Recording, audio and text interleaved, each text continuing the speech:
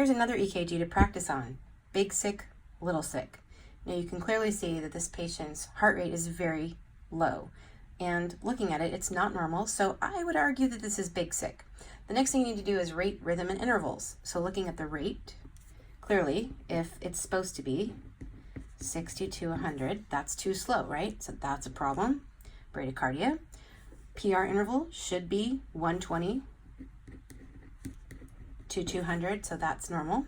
Looking at the QRS duration, should be less than 120, and it is. QTC, remembering that we don't need QT, we only need QTC, 435.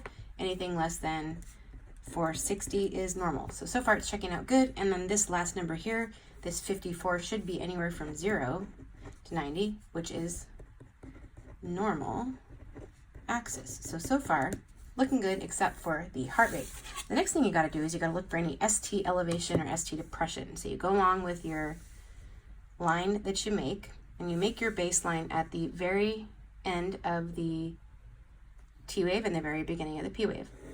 And that's the flattest line. So you can mark that all the way across, and you can clearly see there's no ST elevation or depression. Looking at all the leads, though, there is a problem because remembering the rule of T waves, all the T waves should be pointed up except for AVR and V1. So this T wave is up, this T wave is up, so is this one. Yes, no. Problem here. T wave is up, yes, no, no, no.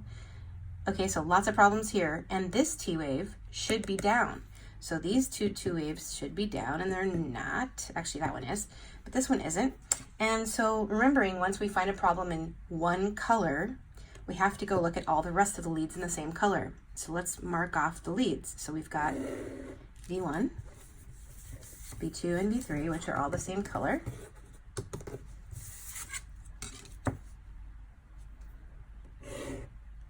And make our box.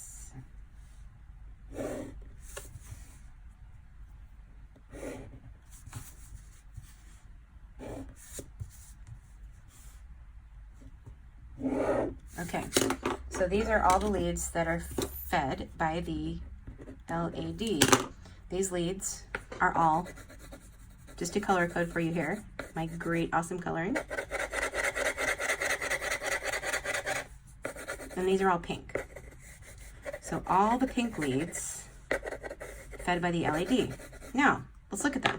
So, remembering that V1 should be down and it's not, this T wave is biphasic, and so is this one, and this T wave is upside down. So basically all the leads that are fed by the LAD have a problem. The other problem here, and this is called Whelan's warning, the other problem is when we vogue out, remember making our vogue boxes around V2 and V3, because that's one of the serious vogue areas, V2 and V3. That's the site that we look for problems with Whelan's or posterior MI. So this is indeed Whelan's.